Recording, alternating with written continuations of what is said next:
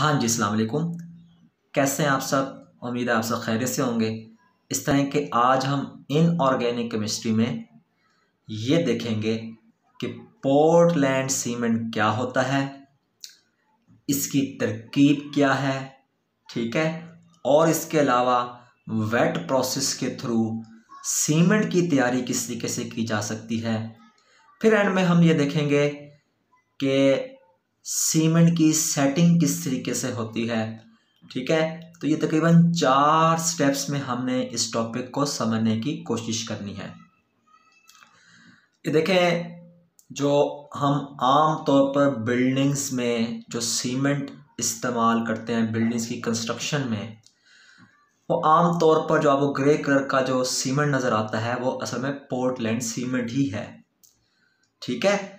और सीमेंट एक बहुत ही वास्ट टॉपिक है, ठीक है। इंजीनियरिंग में इसको बहुत डिटेल से पढ़ाया जाता है, ठीक है। और मैं बताता चलूँ कि मेरी अपनी इंटर्नशिप जो है डीजी सीमेंट में थी, और मेरा अपना जो पर्सनल शौक़ था वो सीमेंट इंडस्ट्री में सर्व करने का था। मगर अल्लाह को जो मंजूर, तो उस लिहाज से जो है मेरी जो है थोड़ा सा ज़्यादा इन्फॉर्मेशन है सीमेंट इंडस्ट्री के बारे में, ठीक है। मगर देखें, हमारा टॉपिक हमने चलना है एडीपी बीएस केमिस्ट्री या बीएससी केमिस्ट्री के लिहाज से, तो हमने अपने लेवल तक रहकर इसको समझने की कोशिश करनी है, ठीक है। तो देखें, फर्स्ट पैराग्राफ में जो वो कह रहा है वो ये कह रहा है कि सीमेंट जो है एक बिल्डिंग मटेरियल है जिसको किसने इंट्रोड्यूस करवाया, जिसको जोसेफ एस्पेडिन ने जो है उसको मुतारिफ कराया, ठीक है। उसने क्या काम किया? उसने ये काम किया कि लाइमस्टोन लिया, चूने का पत्थर लिया, ठीक है। उसने चिकनी मिट्टी ली, उसने पानी लिया, ठीक है। और जो है इन सब को मिलाकर, इन सब के मिक्सचर को मिलाकर हीट किया, कुछ देर के लिए पड़ा रहने दिया, ठीक है। जब इन तीन चीज़ों को मिलाकर इसमें क्या आ जाता है, हमारे पास लाइमस्टोन आ जाता है, चूने का पत्थर आ जाता है, क्ले आ जाती है, चिकनी मिट्टी आ जाती है, पानी आ जाता है, ठीक है। इन सब चीज़ों को मिलाकर हीट किया, ठीक है, और कुछ देर के लिए फिर इसको पड़ा रहने दिया। तो कहता है उससे क्या हासिल हुआ, एक पत्थर हासिल हुआ, ठीक है, जिसकी रिजेम्बलेंस जो बिल्कुल मुशाबे था किसके, एक चट्टान है इंग्लैंड में, ठीक है, पोर्टलैंड के नाम से, जिसकी मुशाबत बिल्कुल पोर्टलैंड रॉक से मिलती जुलती थी। तो इसी वजह से उसने क्या काम किया, इसको जो प्रोडक्ट इसने तैयार की थी, इस प्रोडक्ट को उसने नाम दे दिया किसका, पोर्टलैंड सीमेंट का, ठीक है। तो आई थिंक आपको इस पैराग्राफ में जो बात समझ आई है वो ये है कि पोर्टलैंड सीमेंट को मुतारिफ करवाने वाले जो हमारे पास पर्सन थे उनका नाम था जोसेफ एस्पेडिन, ठीक है। उन्होंने क्या काम किया, उन्होंने चूने के पत्थर को, चिकनी मिट्टी को, पानी को, ठीक है, हीट किया, और हीट करने के बाद उसको कुछ देर के लिए पड़ा रहने दिया, उसे एक पत्थर हासिल हुआ, ठीक है। तो कहता है इस पत्थर की रिजेम्बलेंस बिल्कुल वैसी ही थी जैसी कि इंग्लैंड के पास, इंग्लैंड में एक चट्टान है पोर्टलैंड नामी, ठीक है। तो जो पत्थर जोसेफ एस्पेडिन ने तैयार किया उसकी मुशाबे बिल्कुल पोर्टलैंड जैसी थी। तो इसी वजह से उसने इसको किसका नाम दे दिया, पोर्टलैंड सीमेंट का नाम दे दिया। तो इसमें जो है आपने पोर्टलैंड सीमेंट के बारे में थोड़ा सा इंट्रोडक्शन देख लेना है कि ये मिक्सचर किसका है, लाइम का है, ठीक है। लाइम में लाइमस्टोन से हम CaO हासिल करते हैं। लाइमस्टोन का आपको फार्मूला पता होगा CaCO3, तो वहाँ से हम क्या हासिल करते हैं, CaO हासिल करते हैं, ठीक है। फिर हमारे पास क्या आता है, सिलिका आता है, सिलिकॉन के जो ऑक्साइड्स होते हैं, आयरन के जो ऑक्साइड्स होते हैं, एल्यूमिना मतलब एल्यूमिनियम के जो ऑक्साइड्स होते हैं, ये सब मिल मिलाकर क्या कहलाते हैं? सीमेंट कहलाते हैं। ठीक है, तो आपने एक बात याद रखनी है कि सीमेंट का कोई फिक्स फार्मूला नहीं है। ठीक है, ये असल में जो है सिलिकेट्स, एल्यूमिनियम के ऑक्साइड्स, आयरन के ऑक्साइड्स, सिलिकॉन के ऑक्साइड्स, कैल्शियम के ऑक्साइड्स का मिलाप है। ठीक है, तो इन सब जब कैल्शियम के ऑक्साइड, सिलिकॉन के ऑक्साइड और किसके ऑक्साइड, आयरन के ऑक्साइड, एल्यूमिनियम के ऑक्साइड जब आपस में मिल जाते हैं तो ये क्या बना देते हैं? ये सीमेंट बना देते हैं। ठीक है, तो कहता है this was the start of the Portland cement industry. ठीक है, एज वी नो टुडे, और आज जो इस सीमेंट को, जो ग्रे सीमेंट हमारी बिल्डिंग्स में इस्तेमाल होता है कंस्ट्रक्शन पर्पस के लिए, वो असल में पोर्टलैंड सीमेंट है। ठीक है, और पोर्टलैंड कोई आपको तारीख समझ आ गई तो कहता है the cement is now low in cost. इस सीमेंट की कीमत कम है और ये तकरीबन हर जगह इस्तेमाल हो रहा है। आपको डीजी सीमेंट की बोरियां नज़र आएंगी, लकी सीमेंट की बोरियां नज़र आएंगी। ठीक है, आपको मैपल लीफ सीमेंट की बोरियां नज़र आएंगी और बहुत सारी कंपनीज हैं, बेस्ट वे सीमेंट है। ठीक है, पाकिस्तान में काफ़ी सारी इंडस्ट्रीज़ हैं जो सीमेंट बना रही हैं। बेस्ट वे के अपने कई प्लांट्स हैं, डीजी सीमेंट के अपने कई प्लांट्स हैं, चकवाल वाली साइड पे उसका प्लांट है। डीजी सीमेंट में मैंने खुद ट्रेनिंग की है। ठीक है, तकरीबन जो है 6 वीक्स की हमारी ट्रेनिंग होती थी, तो मैंने वो पूरी ट्रेनिंग जो है कंप्लीट की थी। तो ये कहाँ पे इस्तेमाल होता है? ये रोड्स में इस्तेमाल होता है, ये इंडस्ट्रियल प्लांट्स में, डैम्स में, ब्रिजेस में और दूसरे जो है स्ट्रक्चर्स में, मतलब कंस्ट्रक्शन पर्पसेस में जो है इसका इस्तेमाल है। तो मैंने आपको पोर्टलैंड सीमेंट के बारे में बता दिया। ठीक है, अब हम चलते हैं इसकी डेफिनेशन की तरफ। पोर्टलैंड सीमेंट की आप हिस्ट्री समझ चुके हैं, हम चलते हैं इसकी डेफिनेशन की तरफ। उसमें कह रहा है कि ये क्या है? हमने इंटीमेट मिक्सचर लेना है किसका? कैलकेरियस और आर्जिलिशियस मटेरियल का। उसको बर्न करना है, हमें क्या हासिल होगा? क्लिंकर हासिल होगा। क्लिंकर होते हैं पत्थर, ग्रे कलर के पत्थर। हमने क्या काम करना है? कैलकेरियस मटेरियल लेना है। कैलकेरियस मटेरियल वो मटेरियल होगा जो हमें कैल्शियम के ऑक्साइड देगा। ठीक है, वो हमें कहाँ से मिलेंगे? लाइमस्टोन से मिलेंगे, वो हमें मार्बल से मिलेंगे। ठीक है, तो ये जो सीमेंट की इंडस्ट्रीज लगी होती हैं ये आमतौर पर लाइमस्टोन के पहाड़ों के पास लगी होती हैं और बड़ा ही आउट क्लास व्यू होता है देखने वाला। ठीक है, तो आपने क्या काम करना है? कैलकेरियस मटेरियल लेना है, आर्जिलिशियस मटेरियल लेना है। आर्जिलिशियस मटेरियल कौन सा मटेरियल है? आर्जिलिशियस मटेरियल वो मटेरियल्स हैं जो हमें सिलिकॉन के ऑक्साइड्स देते हैं, जैसा कि सिलिका का उसने नाम लिया, एल्यूमिनियम के ऑक्साइड मतलब एल्यूमिना और आयरन के ऑक्साइड वगैरह हमें देते हैं। ठीक है, तो जब आप कैलकेरियस और आर्जिलिशियस मटेरियल को आपस में मिलाओगे हमें क्या हासिल होगा? हमें जो है मतलब आपने सिर्फ इनको मिलाना नहीं है, आपने इनको बर्न करना है। तकरीबन 1400 से लेकर 1500 डिग्री सी का टेम्परेचर दिया जाता है इनको। ठीक है, वहाँ पे जाके इनको बर्न किया जाता है और कैलकेरियस और आर्जिलिशियस मटेरियल की बर्निंग के बाद हमें एक पत्थर हासिल होता है जिसे हम कहते हैं क्लिंकर। उसी क्लिंकर की हम ग्राइंडिंग कर देते हैं। ठीक है, जिप्सम के साथ मिक्स करके हमें क्या हासिल हो जाता है? सीमेंट हासिल हो जाता है। तो अगर आपने सीमेंट की पोर्टलैंड सीमेंट की कंपोजिशन देखनी है, ठीक है, वो ये कंपोजिशन दी हुई है। लेकिन ये कंपोजिशन ज़रूरी नहीं है कि जो डीजी सीमेंट बना रहा है उसकी यही कंपोजिशन हो सकता है उसके पहाड़ों का स्ट्रक्चर, उसमें कंपोजिशन कोई और हो, वो क्ले, उनके पास क्ले है, उसकी कंपोजिशन पे डिपेंड करता है। ठीक है, तो मुख्तलिफ फैक्ट्रीज़ हैं जो सीमेंट बना रही हैं, हर एक के सीमेंट की कंपोजिशन वेरी कर सकती है, मगर ये सब चीज़ें उनके अंदर मौजूद होती हैं।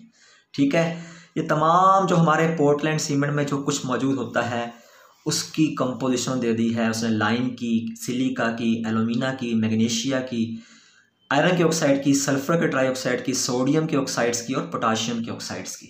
ठीक है, तो मैंने आपको यहाँ पर सीमेंट की डेफिनेशन बताई। सीमेंट असल में क्या है? एक मिक्सचर है। ठीक है, एक ऐसा मटेरियल है जो मिक्सिंग से हासिल होता है। फ़ौरन मिक्सिंग करनी है आपने किसकी, आपने मिक्सिंग करनी है कैलकेरियस मटेरियल की विथ आर्जिलिशियस मटेरियल के साथ। ठीक है, जब आप कैलकेरियस और आर्जिलिशियस मटेरियल को मिला दोगे, आपने उसकी करनी है बर्निंग। आपको एक ग्रे कलर का पत्थर हासिल होगा, उसे हम कहेंगे क्लिंकर।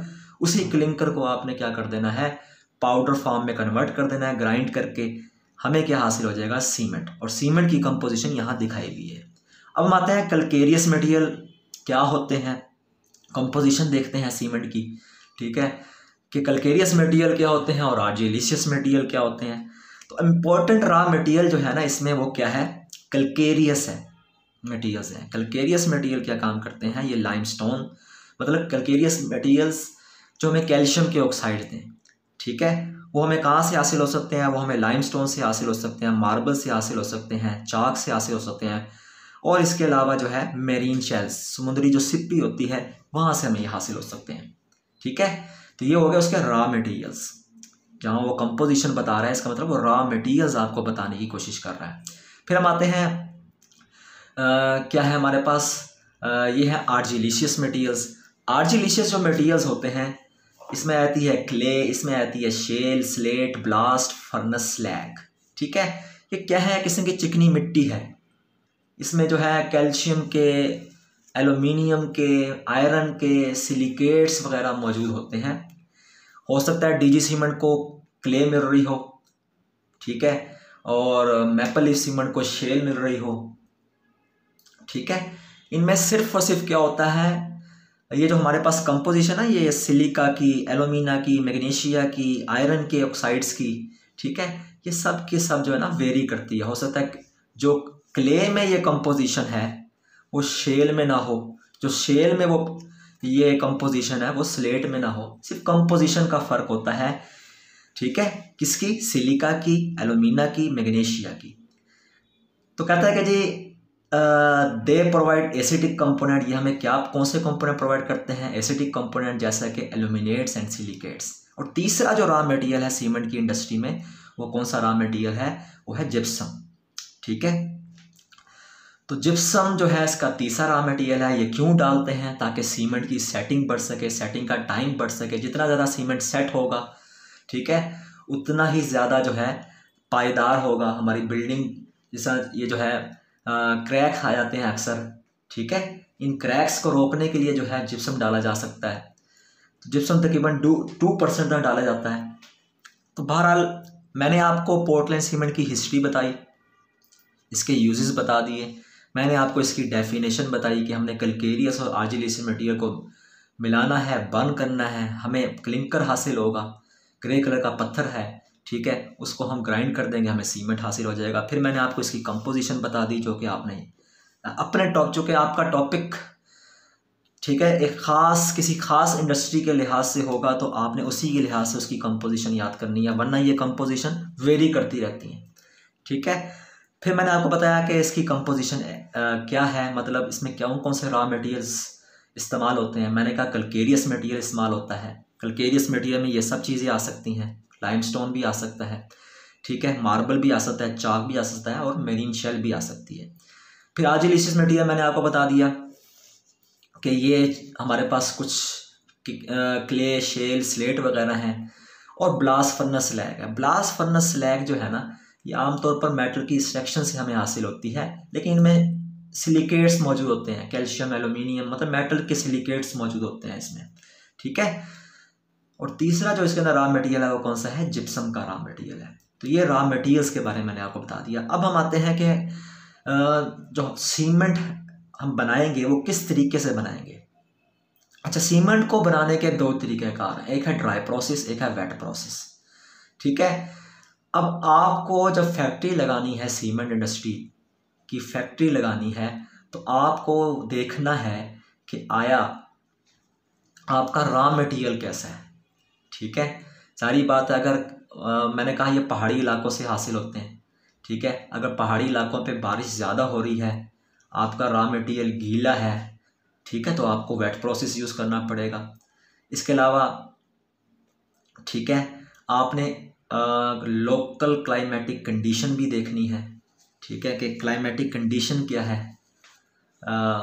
हमारे जहाँ पे हमें लाइमस्टोन, जहाँ हम फैक्ट्री लगाना चाह रहे हैं सीमेंट की मैन्युफैक्चरिंग की, वो उसके इर्द गिर्द मौसम कैसा रहता है, ठीक है, और प्राइस ऑफ द फ्यूल क्या है, ठीक है। क्योंकि आपको पता है हमारे मुल्क में फ्यूल का बड़ा जो है अहम किरदार है, और फ्यूल की वजह से जो है बहुत से लोग जो है, काफ़ी फैक्ट्रियाँ बंद भी रहती हैं काफ़ी अर्से तक, ठीक है। तो फ्यूल का बड़ा मसला रहता है। तो मैंने कहा कि हमारे मुल्क में जो है 2 तरीक़ों से सीमेंट की तैयारी हो रही है, ठीक है। लेकिन ज़्यादातर आपकी इस बुक में लिखा हुआ है कि वेट प्रोसेस से बनता है, लेकिन जो है आप इंजीनियरिंग की बुक्स उठा लें, वहाँ पे लिखा हुआ है कि ड्राई प्रोसेस के थ्रू जो है क्या बनता है, सीमेंट की तैयारी होती है, ठीक है। तो हम वेट प्रोसेस को समझेंगे जो कि उसने आपकी बुक में कह दिया है, ठीक है। वो आपकी बुक वाला जो है आपको ये बता रहा है कि पाकिस्तान में वेट प्रोसेस के थ्रू सीमेंट की तैयारी होती है, तो हम वेट प्रोसेस के थ्रू सीमेंट की तैयारी पढ़ लेंगे। तो बहरहाल इसमें आपने याद रखना है कि सीमेंट को बनाने के 2 तरीके हैं, एक है ड्राई प्रोसेस, एक है वेट प्रोसेस, ठीक है। आया आपने कौन सा प्रोसेस चूज़ करना है, उसके लिए ये कंडीशंस आपको जहन में रखनी पड़ेंगी कि आपका रॉ मटेरियल कैसा है, गीला है या सख्त है, ठीक है। आपकी क्लाइमेटिक कंडीशंस कैसी हैं, मतलब जहाँ पे आप ये फैक्ट्री लगाना चाह रहे हैं, और फ्यूल की कॉस्ट क्या है। तो कहता है कि जी पाकिस्तान में, आपकी बुक के मुताबिक ये कह रहा है कि पाकिस्तान में ज़्यादातर जो सीमेंट बन रहा है वो किसके थ्रू बन रहा है, वो वेट प्रोसेस के थ्रू बन रहा है, ठीक है। तो ड्राई प्रोसेस के बारे में वो आपको डिसएडवांटेज बता रहा है कि क्या है, कि वाइट जो ड्राई प्रोसेस है इसके लिए हमें फाइन ग्राइंडिंग की ज़रूरत होती है, ठीक है। And it is more suited for hard material. अगर आपका लाइमस्टोन, आपके जो पत्थर आ रहे हैं पीछे से लाइमस्टोन के, मार्बल के, अगर वो सख्त हैं, ठीक है, तो सारी बात है ड्राई प्रोसेस इस्तेमाल करेंगे हम। और ड्राई प्रोसेस में ग्राइंडिंग आपको ज़्यादा करनी पड़ती है, ज़्यादा पाउडर फॉर्म में इसको कन्वर्ट करना पड़ता है, ठीक है। वेट प्रोसेस में वो कह रहा है कि वेट प्रोसेस में डस्ट पोल्यूशन नहीं होती, कहता है इसमें ग्राइंडिंग ईजी होती है और सीमेंट की कंपोजिशन को हम बड़ी ही आसानी से कंट्रोल कर सकते हैं, सीमेंट की कंपोजिशन को बड़ी आसानी से कंट्रोल किया जा सकता है। तो ये फ़र्क बताया उसने ड्राई प्रोसेस और वेट प्रोसेस के दरमियान यहाँ पर, ठीक है, ये उसने हमें फ़र्क बता दिया। तो फ़र्क आपने देख लेना है, क्या फ़र्क है ड्राई प्रोसेस में और वेट प्रोसेस में। तो आपकी बुक के मुताबिक वो ये कह रहा है कि ड्राई प्रोसेस में ड्राई प्रोसेस हम कब यूज़ करेंगे, कब इसको इम्प्लीमेंट करेंगे, जब हमारा जो कैल्केरियस मटेरियल होगा हार्ड होगा और हमें फाइन ग्राइंडिंग की ज़रूरत पड़ती है यहाँ पर, ठीक है। एक लिहाज से वो हमें डिसएडवांटेज बता रहा है इसके। फिर वो कह रहा है कि जो वेट प्रोसेस है, वेट प्रोसेस हम क्यों ज़्यादा इस्तेमाल करते हैं, उसकी वजह यह है कि ये इससे डस्ट पोल्यूशन कम से कम होती है, ठीक है, और ग्राइंडिंग बड़ी आसानी से हो जाती है और सीमेंट की कंपोजिशन को हम बड़ी आसानी से कंट्रोल कर सकते हैं। अब वेट प्रोसेस को हम समझेंगे और ये देखेंगे किन किन प्रोसेसेस के थ्रू गुजर कर, ठीक है, हम क्या हासिल कर लेते हैं, हम हासिल कर लेते हैं सीमेंट। देखें सबसे पहले क्या है, क्रशिंग एंड ग्राइंडिंग है। आपके पास रॉ मटेरियल आ रहा है, ठीक है, उसको आपने क्रश करना है, ठीक है। कितनी स्टेजेस में, 2 स्टेजेस में। किसकी मौजूदगी में, पानी की मौजूदगी में, ठीक है। और किस शेल में, एक बाल नमा शेल में, मतलब एक सिलेंड्रिकल शेल में, जिसे हम कहते हैं ट्यूब मिल। तो क्रश का मतलब आप समझ लें, क्रश का मतलब वैसे क्रशिंग और ग्राइंडिंग बाकायदा इंजीनियरिंग में एक जो है चैप्टर के तौर पे पढ़ाया जाता है, इसके बाकायदा न्यूमेरिकल्स हमें कराए जाते हैं, ठीक है। तो आपने अपने लेवल तक रहना है, तो मैं आपको ज़्यादा डिटेल बताऊंगा भी नहीं, ठीक है।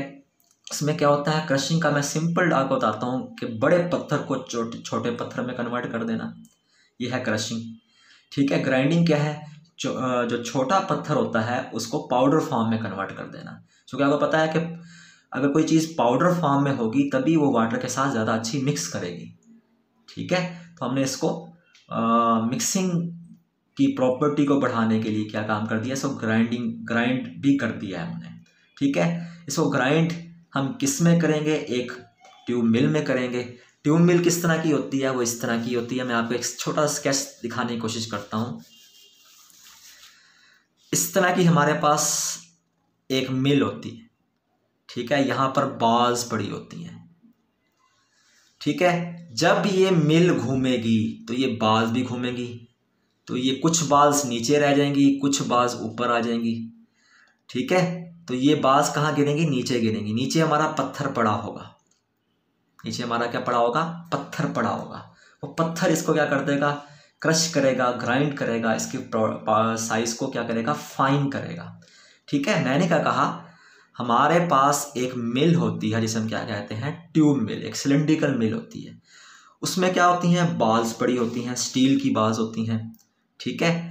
ये स्टील, जैसे ही ये मिल घूमेगी, देखो इस मिल ने घूमना है, ठीक है, तो ये बाल्स भी घूमेंगी। कुछ बाल्स ऊपर तक जाएंगी और कुछ बाल नीचे ही रहेंगी, ठीक है। जो बाल्स ऊपर की तरफ जाएंगी वो अपना इम्पैक्ट डालेंगी due to gravity, due to gravity. और जो बाल नीचे रह जाएंगी वो ड्यू टू फ्रिक्शन जो है अपना इम्पैक्ट डालेंगी। और पत्थर को, यहाँ पे कुछ पत्थर पड़े होंगे, उनको क्या करेंगी? ग्राइंड करेंगी। तो इस मिल में होता क्या है तो ये बड़ा वास्ट टॉपिक और इसकी वजह डायग्राम्स होती हैं, डायग्राम से समझाया जाता है। तो मैंने कहा एक मिल है, मिल में बाल्स हैं, स्टील की बाल्स हैं, ठीक है। अगर मिल घूम रही है तो बाल्स भी घूमेंगी, ठीक है, और बाल्स गिरेंगी पत्थर पे आकर, क्योंकि इसमें ना सिर्फ, इस मिल में ना सिर्फ पत्थर है बल्कि बाल्स भी हैं, ठीक है। तो बाल्स क्या करेंगी? उस पत्थर को ग्राइंड करेंगी। और वो पत्थर है क्या?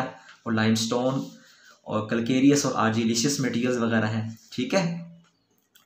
तो हम इसकी ग्राइंडिंग करेंगे, क्रशिंग, और हमने ग्राइंडिंग कर दी। तो फर्स्ट प्रोसेस से हम गुजर गए, ठीक है। ये फर्स्ट प्रोसेस था कि मैंने लाइमस्टोन की क्या कर दी? क्रशिंग और ग्राइंडिंग कर दी है, ठीक है। साथ इसको वाटर के साथ मिक्स भी कर दिया ताकि डस्ट ना उड़े और वाटर जो है डस्ट पोल्यूशन से हम बच सकें। फिर वो कहता है कि जी इसी जो है, जो हमारे पास पाउडर लाइमस्टोन हमें हासिल हुआ है, ठीक है, इसको हम मिक्स करेंगे क्ले पेस्ट के साथ। आप क्ले के साथ करें, आप शेल के साथ करें, जिसके साथ मर्जी करें, ठीक है।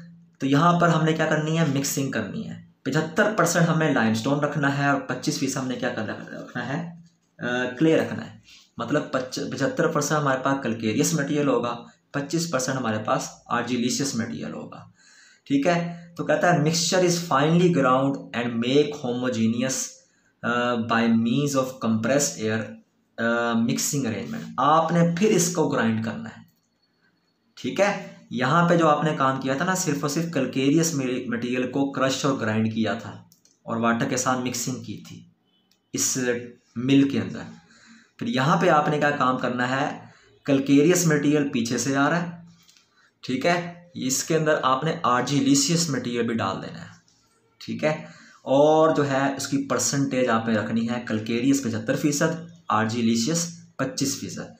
इनको भी आपने ग्राइंड करना है, वाटर की भी एयर भी पास करनी है, ठीक है, ताकि अच्छी तरीके से मिक्सिंग हो सके। हमें जो प्रोडक्ट हासिल होगी हम उसे कहेंगे स्लरी।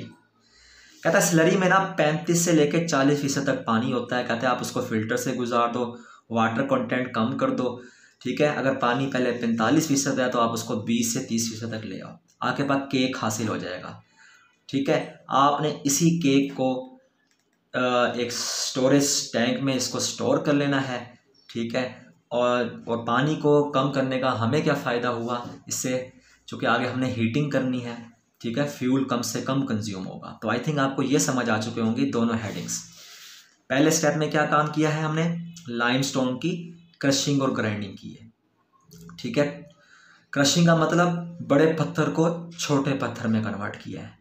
फिर ग्राइंडिंग का मतलब छोटे पत्थर को पाउडर फॉर्म में कन्वर्ट किया है।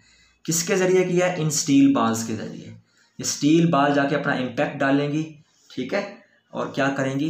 इसको ग्राइंड करने की कोशिश करेंगी और साथ ही आप वाटर की मिक्सिंग भी कर दोगे। तो कैल्केरियस मटेरियल जाएगा सीधा का सीधा कहाँ पे? इस मिक्सर के अंदर। मिक्सर में क्या कर दोगे आप? साथ आर्जिलिशियस मटेरियल भी डाल दोगे। 75% कैल्केरियस मटेरियल होगा, 25% आर्जिलिशियस मटेरियल होगा। इन दोनों की आप करोगे मिक्सिंग, ठीक है, और with the help of compressed air. और फिर जो है हमें जो प्रोडक्ट हासिल होगी हम उसे कहेंगे स्लरी। उसी स्लरी को में पानी अब जो मौजूद होगा कितना होगा? 35 से लेकर 45% तक इसके अंदर पानी मौजूद होगा। ठीक है, इस पानी को आपने अगर आप मतलब आप फिल्ट्रेशन के अमल के ज़रिए पानी की मिक़दार कम कर सकते हैं। ठीक है, और ये हमें केक की सूरत में हासिल हो जाएगा। फिर आपने क्या काम करना है, इसको पानी कम करने का फ़ायदा क्या हुआ, पानी कम करने का फ़ायदा ये हुआ कि आगे जाके हमने हीटिंग करनी है, और हीटिंग जब हम करेंगे तो क्या होगा, ये जो है हमारे पास फ्यूल की कंजम्पशन जो है कम हो जाएगी। ठीक है, फिर कहता है ये स्लरी जो है हमने रोटरी किलर में थ्रू अ बेल्ट कन्वेयर, आपने शायद बेल्ट कन्वेयर्स देखी होंगी अक्सर कि मटेरियल बेल्ट्स पर जो है मूव कर रहा होता है। इसी तरीके से हमारे पास एक बेल्ट कन्वेयर होगी। ये सारा का सारा मटेरियल जो स्लरी हमारे पास बनी है लिक्विड और सॉलिड की, पानी और कैल्केरियस और आर्जिलिशियस मटेरियल की, इसको हम कहाँ भेज देंगे, रोटरी किलर में। ये समझे रोटरी किलर है।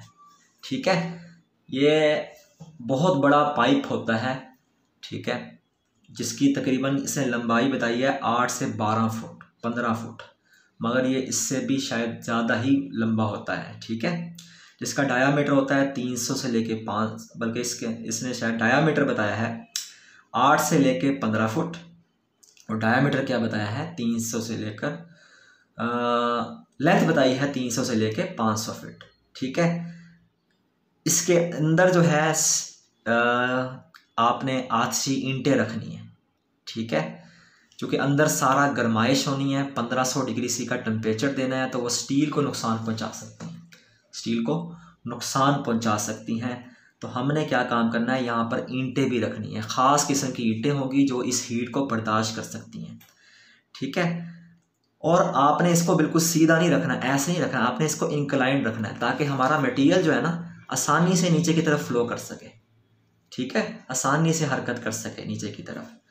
ठीक है, और जो है आपने क्या काम करना है, यहाँ पे 1 से 2 रेवोल्यूशन, मतलब ये जो हमारा जो रोटरी किलन घूम रहा होगा, ठीक है, ये रोटरी किलन बाकायदा घूमेगा, 1 मिनट में ये 1 से 2 चक्कर खाए। आपने इसकी इतनी स्पीड कंट्रोल करनी है। ठीक है, तो कहता है आपका जो चार्ज है वो आहिस्ता आहिस्ता नीचे की तरफ आएगा। तो आई थिंक आपको समझ आ गया। यहाँ से जो मुझे स्लरी हासिल हुई थी, ठीक है, इस दूसरे स्टेप से जो मुझे स्लरी हासिल हुई थी उसको मैं रोटरी किलन में ले गया, और रोटरी किलन का उसने डायामीटर भी बता दिया है कितना है, 8 से 12 फीट है। उसकी लेंथ भी बता दी है कितनी है, 300 से लेकर 500 फीट है।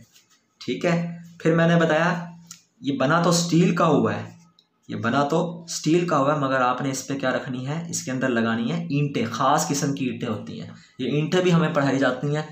ठीक है, कि किस किस्म की हमने ईंटें बनानी है, तो ये ईंटें यहाँ पे लगानी है ख़ास किस्म की। तो जब ये ईंटें हम ख़ास किस्म की लगा देंगे, इसकी वजह से हमें फ़ायदा क्या होगा, ये अंदर हमने हीटिंग बहुत ज़्यादा टेम्परेचर पे करनी है। जो हमारे पास पीछे से स्लरी आ रही है, इसको हमने हीटअप करना है, इसको बर्न करना है। जब हम इसको बर्न करेंगे हीट ज़्यादा देनी पड़ेगी। जब हीट देंगे तो जो है स्टील को नुकसान पहुँच सकता है। स्टील को नुकसान से बचाने के लिए यहाँ पर ईंटें रखी गई हैं।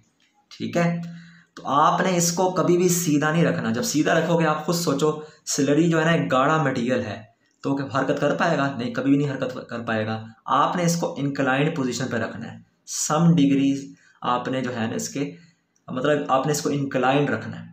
ठीक है, जब ये इंक्लाइंड होगा, पोजीशन में होगा, तब भी मैंने देखो ये पोजीशन भी इसकी इंक्लाइंड रखी है। जब ये इंक्लाइंड होगा तो मटेरियल बड़ी आसानी से जो है नीचे की तरफ आएगा। और इसके अलावा आपने इसके रेवोल्यूशंस को भी कंट्रोल करना है, बहुत ज़्यादा रेवोल्यूशन नहीं देने। ठीक है, जब बहुत ज़्यादा आप रेवोल्यूशन दोगे, सही तरीके से हीटिंग भी नहीं हो पाएगी और सही तरीके से मिक्सिंग भी नहीं हो पाएगी। आपने क्या काम करना है, आहिस्ते से इसको रोटेट करवाना है, ताकि टाइम मिले, रिएक्शंस होने में टाइम मिले, हीटिंग होने में टाइम मिले, मिक्सिंग होने में टाइम मिले। ठीक है, ये यहाँ तक आपको समझ आ चुका होगा। मैं रोटरी किलन तक पहुँच चुका हूँ, लेकिन रोटरी किलन यहाँ पे ख़त्म नहीं हुआ। रोटरी किलन के अंदर 4 जोन होते हैं, उन जोन्स को हमने समझना है, और यहाँ पर ही हमारी प्रोसेस इंजीनियरिंग इन्वॉल्व होती है। ठीक है, यहाँ तक जो काम हो रहा है ऑपरेशनल इंजीनियरिंग है। ठीक है, मतलब मैं तोड़ रहा हूँ चीज़ों को, ग्राइंड कर रहा हूँ, उनको मिक्सिंग कर रहा हूँ। ठीक है, सारी जो प्रोसेस इंजीनियरिंग इन्वॉल्व है वो यहाँ पर है। यहाँ पर सारे जाके रिएक्शन होने हैं। तो अब हम रोटरी किलन को डिटेल से पढ़ते हैं, ठीक है। थर्ड स्टेप को डिटेल से पढ़ते हैं कि क्या हो रहा है यहाँ पर। कहता है now the charge is heated by burning coal, oil, natural gas, rotary kiln, in the rotary kiln the charge passes through different zone of temperature where different reaction takes place. Charge takes 2 to 3 hours to complete the journey in the kiln. ठीक है, हमने charge यहाँ से पास करना है। जब charge आपने यहाँ से पास करना है तो यहाँ पे आपको फ्यूल भी भेजना पड़ेगा, ठीक है। मतलब आप यहाँ से फ्यूल को भेजोगे, फ्यूल को जब आप जलाओगे, ठीक है, उसके जलाने से ही यहाँ पे क्या पैदा होगी, हीट पैदा होगी इस जोन में, ठीक है। ये मैं आपको समझाने की कोशिश कर रहा हूँ कि ये हमने समझो फ्यूल दिया है, ठीक है। फ्यूल क्या काम करेगा, फ्यूल ने तो सारा काम करना है, फ्यूल जलेगा तो अंदर हीट मिलेगी ना, तो यहाँ पे हीटिंग आपने देनी है थ्रू फ्यूल। और तकरीबन चार्ज यहाँ से जो गुजरेगा मुख्तलिफ जोन्स में से, ठीक है, उस जोन में से गुजरने के लिए उसको जितना टाइम मिलेगा, वो कितना टाइम मिलेगा, 2 से 3 घंटे का, ठीक है। तो सबसे पहले हमारा चार्ज पहुँचेगा ड्राइंग जोन में। कौन से जोन में, ड्राइंग जोन में। समझें, ये हमारे पास पहला जोन है, ये कौन सा जोन है, ड्राइंग जोन है। यहाँ पे क्या होगा, यहाँ पे ये होगा कि हम जो हमारी फ्लू गैसेस आ रही हैं, फ्लू गैसेस वो होती हैं जो फ्यूल के जलने से हासिल होती हैं, फ्यूल के जलने से हासिल होती हैं। आप चूल्हे पे भी आग जलाते हो, ठीक है, जो आपको गर्माइश मिलती है वो फ्लू गैसेस की वजह से मिलती है। मतलब आपके बर्तन को जो गर्माइश मिलती है वो किसकी वजह से मिलती है, फ्लू गैसेस की वजह से मिलती है, ठीक है। तो आपने फ्यूल को जलाया, फ्लू गैसेस हासिल हुई, वो फ्लू गैसेस इस पहले जोन की तरफ भी जाएंगी, सेकंड जोन की तरफ भी जाएंगी, थर्ड जोन की तरफ भी जाएंगी, फोर्थ जोन की तरफ भी जाएंगी, ठीक है।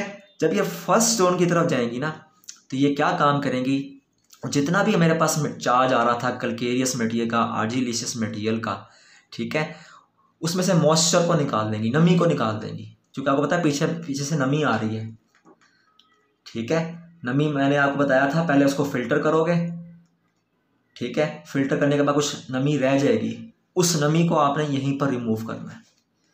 तो फ्यूल की जो फ्लू गैसेस हैं यहाँ पर उस चार्ज में से, वो चार्ज जो स्लरी हमारी यहाँ पे इंटर हो रही है, उसमें से क्या कर देगा, मॉइस्चर को बाहर निकाल देगा। कितने टेम्परेचर पर, 500 डिग्री सी पर। साथ ही वो क्ले को तोड़ देगा, क्ले की कंपोजिशन को तोड़ देगा। एलुमिना, Al2O3, SiO2 और Fe2O3, यहाँ पे Al2O3 लिख देना है आपने, ठीक है। तो इनको ब्रेक कर देगा। अब हम आएंगे अब ये चार्ज आएगा आपका सेकंड जोन की तरफ। मॉइस्चर आपका निकल गया, आपका जो है जो आर्जिलिशियस मटेरियल है उसके जो कंपोनेंट्स हैं वो ब्रेक हो गए हैं, एक दूसरे से अलग हो गए हैं, ठीक है। अब हम कहाँ पे आएंगे, सेकंड जोन की तरफ आएंगे। सेकंड जोन क्या होता है, यहाँ पर टेम्परेचर मिलता है 900 डिग्री सी का। कितने डिग्री सी का, 900 डिग्री सी का। 900 डिग्री सी पे क्या होता है, 900 डिग्री सी पर हमारा लाइमस्टोन डीकम्पोज हो जाता है, लाइमस्टोन टूट जाता है कैल्शियम ऑक्साइड में। मतलब यहाँ जाके बेकायदा एक रिएक्शन होता है, कैल्शियम के कार्बोनेट टूट जाते हैं, ठीक है, किसमें, तकरीबन मतलब इसे टूट जाते हैं CO में और CO2 में। तो ये होगा दूसरा जोन। दूसरे जोन का मकसद आपको पता लग गया कि चार्ज आएगा दूसरे जोन में। यहाँ पे क्या होगा, यहाँ पे लाइमस्टोन टूटेगा, क्या करेगा, कैल्शियम के ऑक्साइड बना देगा, कार्बन डाइऑक्साइड बना देगा। यहाँ टेम्परेचर कितना होगा, 900 डिग्री सी होगा, ठीक है। तो ये 1500 डिग्री सी लिखा हुआ है, आप इसको मिटा दीजिएगा, ये 900 डिग्री सी है। फिर हम आगे आते हैं बर्निंग जोन की तरफ। बर्निंग जोन में टेम्परेचर कितना है हमारा, बर्निंग जोन में समझे हमारा टेम्परेचर है 1500 डिग्री सी, ठीक है। यहाँ पे क्या होगा, तमाम ऑक्साइड्स, कैल्शियम के ऑक्साइड, मैग्नीशियम के ऑक्साइड्स, एल्युमिनियम के ऑक्साइड्स, आयरन के ऑक्साइड, ये आपस में मिल जाएंगे, ठीक है। और क्या बनाएंगे, कैल्शियम के सिलिकेट्स, ठीक है, कैल्शियम के एल्यूमिनेट्स, कैल्शियम के फेराइड्स। क्लियर हो गया। फिर एंड द एंड जो है ना, हम कौन से जोन से गुजर जाएंगे, हम गुजर जाएंगे कूलिंग जोन से, ठीक है। जहाँ पे हमारे जो है ये जितना भी मटेरियल है, जितना भी हमारे पास जो मटेरियल था ये सारा का सारा, उसको ठंडा कर, वो ठंडा हो जाएगा कितने टेम्परेचर पर, 1500 से लेकर तकरीबन 200 डिग्री सी पर। ठीक है, तो आप इसको समझ लीजिएगा, इसके जोन्स को मैंने आपको इसकी कंस्ट्रक्शन थोड़ी सी बता दी होगी कि इसकी क्या लेंथ है, मतलब इसकी डायमेंशंस मैंने आपको बता दी, क्या लेंथ है इसकी, क्या इसका डायामीटर है, कितने रेवोल्यूशन पे ये रोटेट करेगा, आपने इसको इंक्लाइंड रखना है। अब आपका चार्ज आ जाएगा यहाँ पर। ठीक है, यहाँ पर जो जोन नंबर फर्स्ट है जिसको हम कह रहे हैं ड्राइंग जोन, यहाँ पे दो काम हो रहे हैं, आपने याद रखने हैं कि मॉइस्चर निकल रहा है और जो है जो आर्जिलिशियस मटेरियल के कंपोनेंट्स हैं वो एक दूसरे से अलग हो रहे हैं। ठीक है, वो कौन से मतलब कंपोनेंट्स हैं, वो एल्यूमिनियम के ऑक्साइड्स हैं, सिलिकॉन के ऑक्साइड्स हैं, आयरन के ऑक्साइड्स हैं, वो एक दूसरे से अलग हो जाएंगे, टूट जाएंगे। फिर हम इसको अगले जोन में लेके आएंगे जिस जोन को हम नाम दे रहे हैं डीकम्पोजिशन जोन का। यहाँ पे आर्जिलिशियस मटेरियल कुछ नहीं होगा, कैल्केरियस मटेरियल जो है टूटेगा। कैल्केरियस मटेरियल में क्या है, कैल्शियम कार्बोनेट है, कैल्शियम कार्बोनेट टूट जाएगा किसमें, CaO में और CO2 में। यहाँ पे हम टेम्परेचर कितना रखेंगे, 900 डिग्री सी का टेम्परेचर रखें, मतलब यहाँ पे मेंटेन्ड होगा। फिर हम आएंगे बर्निंग जोन में। अब बर्निंग जोन में क्या आ रहा है, पीछे से हमारे पास कैल्शियम के ऑक्साइड भी आ रहे हैं। ठीक है, सेकंड जोन से, और फर्स्ट जोन से जो है ना हमारे पास क्या आ रहे हैं, सिलिकॉन के ऑक्साइड, आयरन के ऑक्साइड, एल्यूमिनियम के ऑक्साइड्स। ये सारे ऑक्साइड्स जो है ना ये थर्ड जोन में आएंगे और थर्ड जोन में आके दूसरे के साथ मिलेंगे और मिलकर एक रिएक्शन करेंगे। ठीक है, और क्या बनाएंगे, कैल्शियम के सिलिकेट, एल्यूमिनियम के सिलिकेट, कैल्शियम के एल्यूमिनेट, कैल्शियम के फेराइट। ठीक है, मतलब जब आयरन मिल जाए तो फेराइट, जब एल्यूमिनियम मिल जाए कैल्शियम के साथ तो क्या, एल्यूमिनेट्स, जब सिलिका मिल जाए तो कैल्शियम के सिलिकेट्स। ठीक है, तो हमारे पास जो यहाँ पे जो चीज़ हासिल होगी इस थर्ड जोन में, बर्निंग जोन में, जहाँ पे टेम्परेचर 1500 डिग्री सी होगा, वो क्या होगा, कैल्शियम के सिलिकेट्स, कैल्शियम के एल्यूमिनेट्स, कैल्शियम के फेराइट्स। फिर हम इसको फोर्थ जोन में ले आएंगे, वहाँ पे हम टेम्परेचर रखेंगे कितना, तकरीबन 1500 से लेकर, ठीक है 1500 से लेकर कितना, बल्कि 150 डिग्री सी से लेकर 200 डिग्री सी का आप टेम्परेचर दोगे, जहाँ पे ये ठंडे हो जाएंगे क्लिंकर्स। ठीक है, ये मतलब ये फिर पत्थर फॉर्म में कन्वर्ट हो जाएगा, जिसको हम क्या कहेंगे, क्लिंकर। तो यहाँ पे आई थी स्लरी, ये क्या बन गया, क्लिंकर। और क्लिंकर में क्या मौजूद है, कैल्शियम के सिलिकेट्स, कैल्शियम के एल्यूमिनेट्स, कैल्शियम के फेराइट्स मौजूद हैं। ठीक है, तो जब यहाँ पे आप इसको ठंडा करोगे, ठंडा करने के बाद हमें ग्रे कलर के पत्थर हासिल होंगे। ठीक है, और आपने इसको कितने टेम्परेचर पे ठंडा किया है, आपने इसको ठंडा किया है 150 डिग्री सी से लेकर 200 डिग्री सी तक आपने इसको ठंडा किया है। तो ग्रे कलर के पत्थर हासिल हुए, उसको आपने क्या कह दिया, क्लिंकर्स। और क्लिंकर्स को अगर आपने मज़ीद कूल करना तो आप मज़ीद इसको कूल कर दोगे। ठीक है, और फिर जो है हमें जो है, देखो क्लिंकर के बारे में वो कह रहा है कि क्लिंकर क्या है, असल में ये ग्रीनिश और ग्रे कलर की बॉल्स होती हैं, पत्थर होते हैं। ठीक है, तो ये आपको कुछ ज़रूरी नहीं है कि बड़े बड़े पत्थर होंगे, छोटे पत्थर भी हो सकते हैं दानों की तरह के। ठीक है, और जो है पीनट्स की तरह के भी जो है आपको हासिल हो सकते हैं। अब आप इसको कहाँ ले जाओगे, ग्राइंडिंग सेक्शन में ले जाओगे। अब इस पत्थर को आपने करना है ग्राइंड। ठीक है, पहले आपने इसको एयर कूल्ड करना है। ये मैंने एयर या कूलर इसी वजह से लगाया है ताकि हम इन क्लिंकर्स को ठंडा कर सकें। ठीक है, हवा के ज़रिए इसको ठंडा किया जाएगा। ठंडा पानी हवा को ठंडा कर रहा होगा, हवा जो है इन क्लिंकर्स को ठंडा कर रही होगी। ये क्लिंकर जाएंगे कहाँ पर, ग्राइंडर में। ठीक है, ग्राइंडर में जिप्सम की साथ आपने मिक्सिंग ज़रूर करनी है। ठीक है, जिप्सम की मिक्सिंग क्यों की जाती है, ताकि सीमेंट सेट होने में टाइम ले, जितना ज़्यादा वो टाइम लेगा उतना ज़्यादा वो पायदार होगा। ठीक है, तो यहाँ पर आपने सीमेंट की मिक्सिंग कर देनी है और फिर इसको जो है आपने बिन्स में, ठीक है, साइलोज में, स्टोरेज, साइलोज कहते हैं वो स्टोरेज प्लेसेस, स्टोरेज टैंक्स, जहाँ पे जो है ना आप इनको स्टोर करते हो। ठीक है, और ये इसको स्टोर करने के बाद आप इसकी पैकिंग कर सकते हो। पैकिंग के बाद आप इसको आगे डिस्पैच वगैरह कर सकते हो। तो आई थिंक आपको ये रोटिकुलम के 4 जोन भी समझ आ चुके होंगे। पहले जोन में क्या है, जो स्लरी यहाँ से आ रही है उसका मॉइस्चर ख़त्म करना है और आर्जिलिशियस मटीरियल के कंपोनेंट से अलग होंगे। ठीक है, यहाँ पे क्या होगा, जो कैल्केरियस मटीरियल का कैल्शियम कार्बोनेट है वो टूटेगा, डीकम्पोज होगा 900 डिग्री सी पर, क्या बनाएगा, कैल्शियम की ऑक्साइड बनाएगा। ठीक है, और कार्बन डाइऑक्साइड बनाएगा, उसको हम रिलीज़ कर देंगे, कहीं पे भी यूज़ कर लेंगे, carbon dioxide as a byproduct हमें हासिल हो जाएगी। ये थर्ड जोन है, यहाँ पे 1500 डिग्री सी का टेम्परेचर होगा। यहाँ पे सारे ऑक्साइड्स कैल्शियम के हों, मतलब कैल्केरियस मटीरियल के हों या आर्जिलिशियस मटीरियल के ऑक्साइड हों, ये आपस में मिलेंगे। ठीक है, और उस मटीरियल को आप अगले जोन में ले आओगे, वहाँ पे टेम्परेचर कितना होगा, फोर्थ जोन में टेम्परेचर कितना होगा, 150 से लेके 200 डिग्री सी का टेम्परेचर होगा। यहाँ पे वो ठंडे होंगे, वो सारा का सारा चार्ज ठंडा होगा और वो ग्रे कलर के छोटे बड़े पत्थरों में कन्वर्ट हो जाएगा, जिसको हम कहेंगे क्लिंकर्स। उन क्लिंकर्स को आपने क्या काम करना है, हवा के ज़रिए ठंडा करना है और उसको भेजना है ग्राइंडर में। ग्राइंडर में आपने जिप्सम को साथ मिक्स करना है। अगर 98% आपके पास पीछे से क्लिंकर का मटेरियल आ रहा है, ठीक है, तो 2% आपने जिप्सम भी मिक्स करना है। जिप्सम क्या काम करता है, सेटिंग टाइम को बढ़ाता है। ठीक है, और ग्राइंडिंग में बॉल मिल्स इस्तेमाल होती है। ठीक है, वो उसमें भी यही होता है, स्टील की बाल्स होती हैं और स्टील की बाल जो है इन क्लिंकर्स को जो है क्रश कर रही होती हैं, ग्राइंड कर रही होती हैं और हम अपने रिक्वायर्ड साइज़ का जो है सीमेंट हासिल कर लेते हैं। तो आई थिंक आपको सीमेंट की मैन्युफैक्चरिंग समझ आ चुकी होगी। अब सीमेंट की सेटिंग के बारे में वो बता रहा है, कहता है the use of cement in the construction of building is based on the properly setting to the hard mass when it's paste with water is allowed to stand for some time। ठीक है, अब हमने ये देखना है कि देखो इसके सेटिंग को समझना है। अब ये सीमेंट ने बाद में जाके जब अब ये डिस्पैच तो हो चुका है, अब इसने आगे जाना है, हमारे घरों की तरफ आना है, वहाँ इसने पानी के साथ मिक्स होना है। ठीक है, एक पेस्ट बनाएगा ये, और पेस्ट बनाने के बाद ये खुश्क भी होगा, एक हार्ड मटेरियल बनाएगा, तो इसमें क्रैक्स ना बने। ठीक है, क्रैक्स कम से कम बनते हैं मगर कम से कम बने।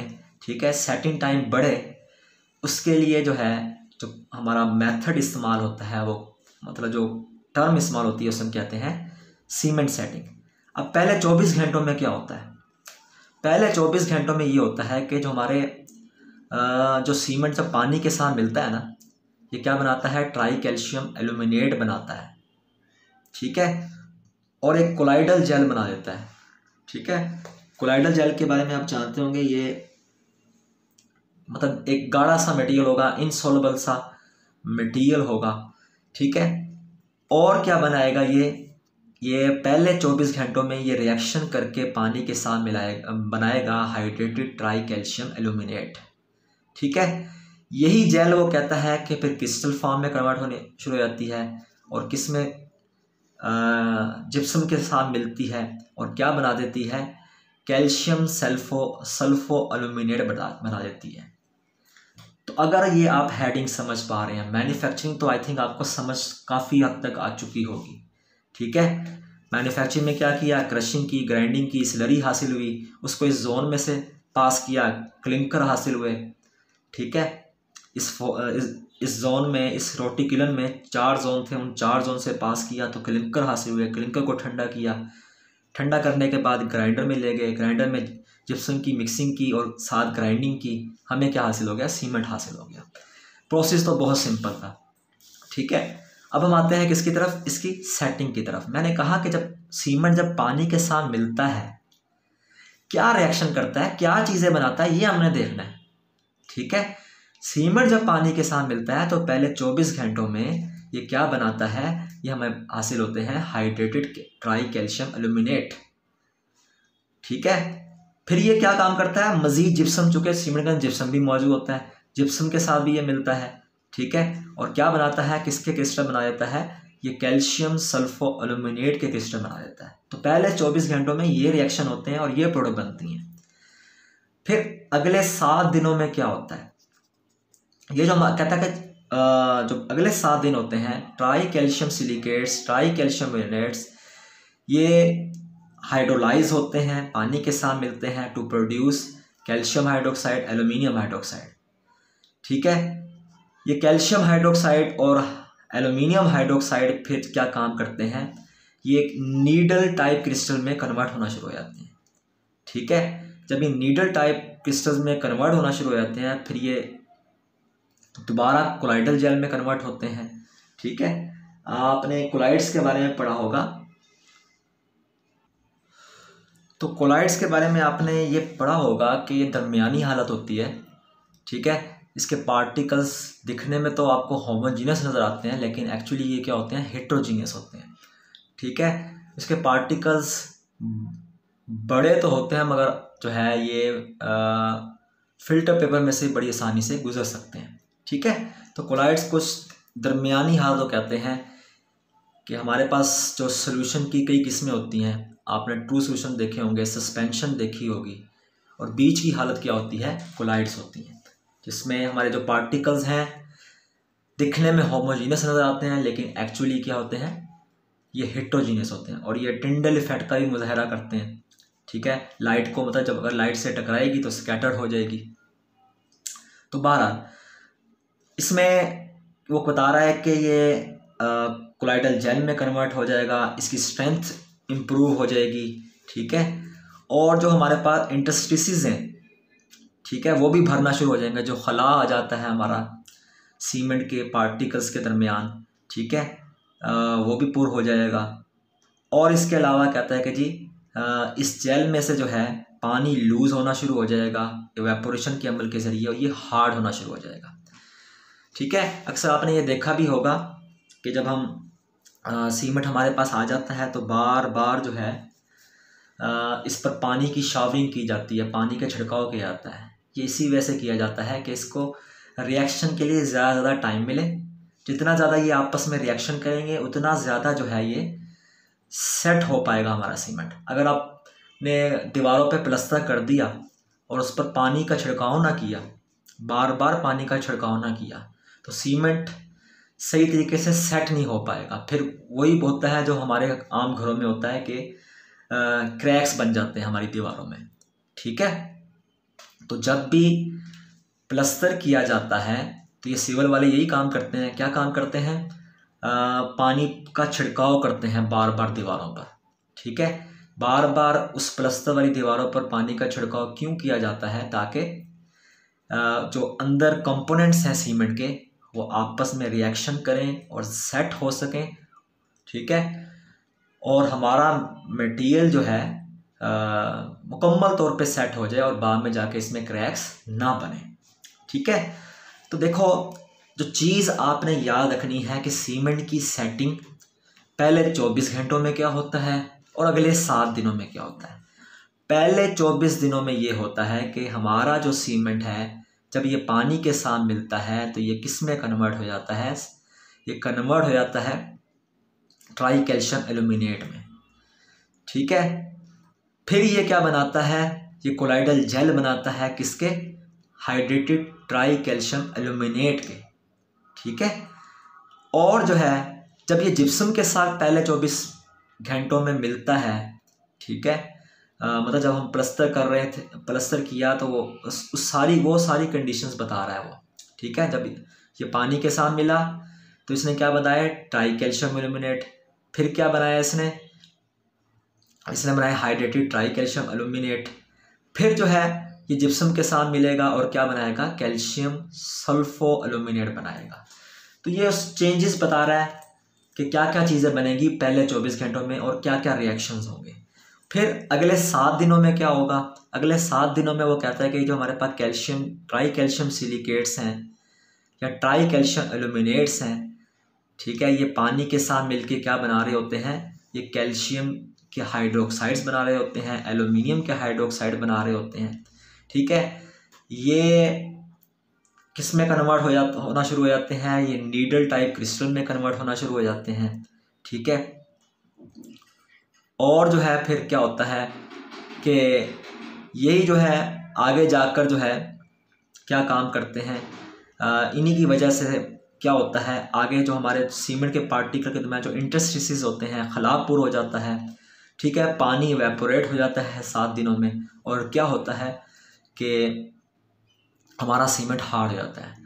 तो अक्सर आपने ये देखा होगा कि जब सीमेंट का प्लास्टर किया जाता है तो पहले दिन जो है पानी का छिड़काव बहुत ज़्यादा किया जाता है, और तो पानी का छिड़काव इन्हीं रिएक्शंस को करवाने के लिए किया जाता है ताकि सीमेंट सेट हो सके सही तरीके से, इसके रिएक्शन सारे कंप्लीट हो जाएं, ठीक है, और 7 दिन बाद ये हार्ड मास में कन्वर्ट हो जाए और इसके इंटरस्टिसेस फिल हो जाएं, इसके दरमियान जो खला है, जहाँ जहाँ हमने प्लास्टर किया है, पार्टिकल्स के दरमियान खला है, वो पुर हो जाए। तो ये तो थोड़ा सा केमिस्ट्री टाइप टॉपिक था, ठीक है, तो आपने इसको देख लेना है। बाकी आपने इसकी मैन्युफैक्चरिंग के लिए अगर आपको डायग्राम समझ नहीं आ रही तो आपने ये डायग्राम बना लेनी है, ठीक है। तो इस डायग्राम के थ्रू आपने इसको समझाने की कोशिश करनी है। यहाँ लिख दीजिएगा जिप्सम की जो कि हम मिक्सिंग करते हैं, और यहाँ से हमें सीमेंट हासिल हो जाएगा, और एंड में जो है हमारे पास हवा के ज़रिए आप इसको ठंडा कर दोगे। यहाँ हवा की आप एरो दिखा दीजिएगा कि हवा के ज़रिए हम क्लिंकर्स को क्या कर रहे हैं, ठंडा कर रहे हैं। तो ये तो था हमारे पास सीमेंट की मैन्युफैक्चरिंग, ठीक है। तो मैंने कहा ये टॉपिक बड़ा वास्ट है, और ये टॉपिक बाकायदा तौर पे लैपटॉप पे ज़्यादा समझाया जाता तो ज़्यादा बेहतर होता, ठीक है। लेकिन मैंने कोशिश ये की है कि आपके कोर्स की हद तक जो है आपको समझाने की कोशिश की जाए, ज़्यादा डिटेल में ना जाया जाए। और ये देखो, सीमेंट की मैन्युफैक्चरिंग इंतहाई आसान प्रोसेस है, ठीक है, कोई बड़ा प्रोसेस नहीं है, कोई मतलब मुश्किल प्रोसेस नहीं है। तो आप इसको समझने की कोशिश कीजिएगा, अगर फिर भी समझ नहीं आएगी तो मुझसे क्वेश्चन कीजिएगा। बहुत बहुत शुक्रिया आपका।